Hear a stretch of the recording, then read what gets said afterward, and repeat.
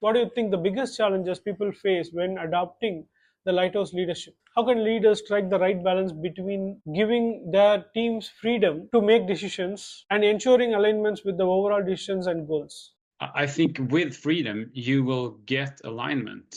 I mean, if you are more free, then you will also feel it. It will be easier for you to be aligned with overall decisions and targets and goals and so on. So maybe the question is more about freedom and control, and there I think this is $1 million question, I think, because you need to find that from each case to the other. And in some cases, you will need to have control, and also with some people, you need to have more control. Personally, I like coaching. I like supporting leadership. I like delegating leadership. I think when I need to direct someone, then yeah, I will do that. But it's not my preferred choice of leadership. But sometimes it's necessary. So I had one person in my team that I tried to coach, and I tried to, lead him by supportive leadership and even delegating. Nothing of it worked. The only time it worked was when I just, put down my foot and said, "Hey, guy, you need to do this. And you need to get in line." I think I even may have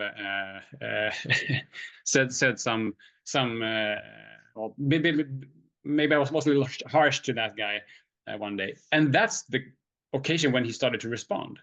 So that's when he really, I got his respect. So you need to find that, and it can be different in different organizations. It can be different from person to person. Building trust is such a critical aspect.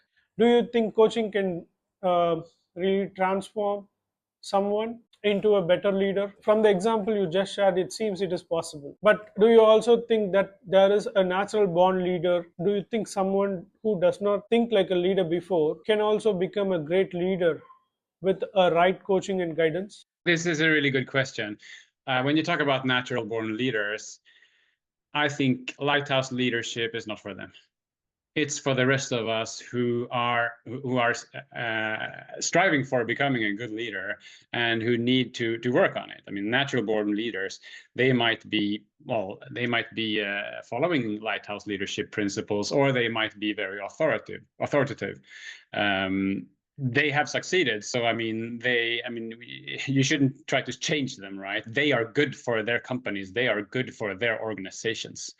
So I think Lighthouse leadership is for the rest of us who are probably good future leaders. Hopefully, we are good future leaders. We just need to work on. Some of the aspects we have a good handle on, but we need to work on all of them basically to improve and to become good leaders. And also to become the kind of leader that you want to be. You need to find your leadership skill basically. How can a leader can ensure their communication is clear and simple, especially when conveying complex ideas to their team? Yeah, I think communication is definitely an important skill for a leader. Probably one of the most important skills. And to keep it simple, I think it's the key word. To not, if you have a message, keep it short and sweet, and don't talk too much.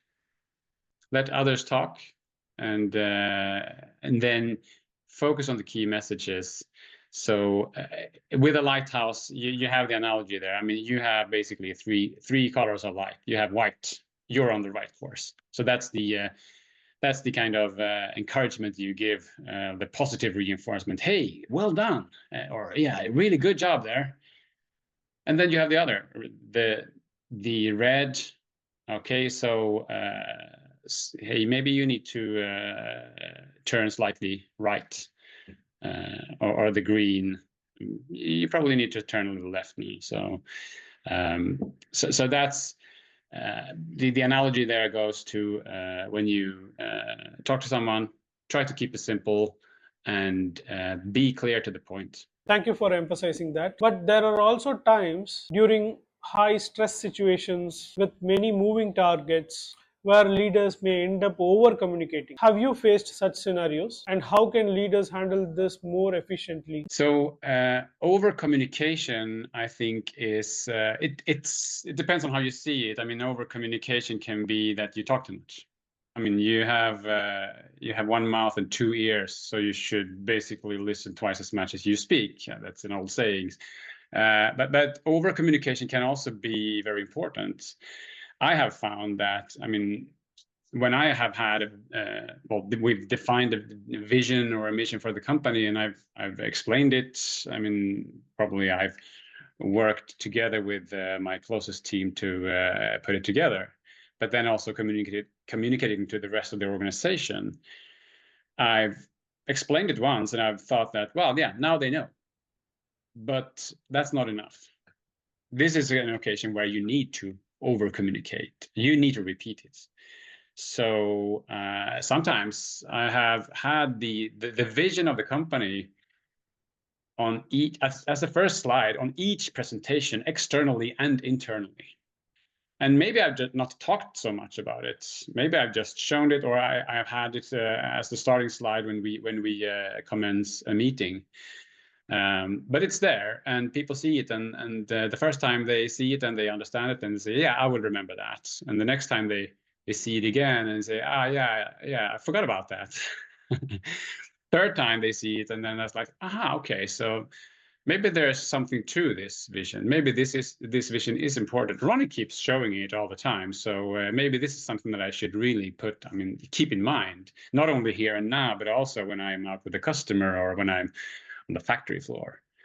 So that kind of over communication, I think, is really important, and I have underestimated it several times. So yeah, that's one of the experiences that I want to share. That you most often you need to communicate much more than you do, and much more often than you do, with the same message. Got your point. Not everyone can grasp the information communicated on the same speed. So it really depends on the individual. By over communicating, we may help people who kind of take time to digest information.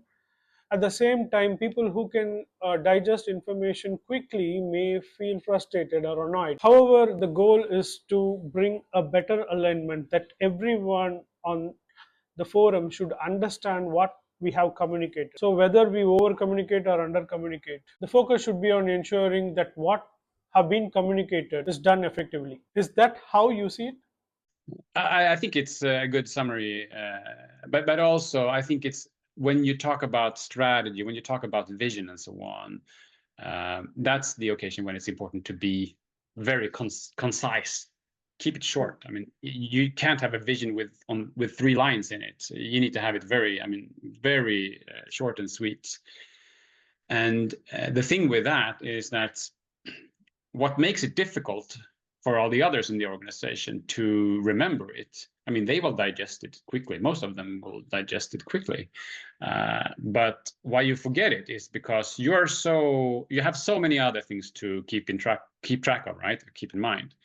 So you have customer relationships, you have processes you need to follow. You're working on some document here and there and so on. And so that's why those long-term visions and those more strategic issues, you tend to just push them aside, and then when you don't think about them, you forget them, and then you need a reminder. And for us as leaders, it's important to help with that, and to help to regularly help the team to raise the vision, and to look at the horizon, as I say, with the Lighthouse leadership.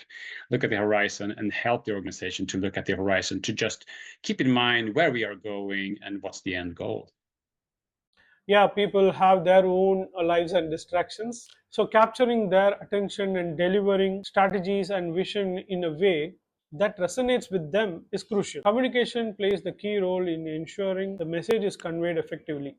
Now, the key question is, how do you gain reliability and trust of the teams you are communicating with?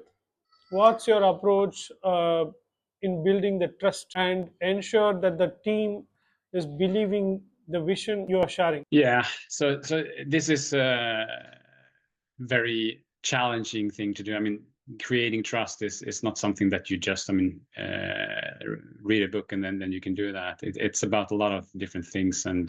But I think that if you really mean what you're talking about, and you're really serious about your direction and the strategy for the company and so on, people will tell. So you can't come in and just say that I will be in this company for 2 years and I will just make sure that the numbers look good, and then I'll be in a good position for the next job. You need to really be into it for the long term, and if you are that, then people will tell. So I think that's the difficult answer and the simple answer, if you will.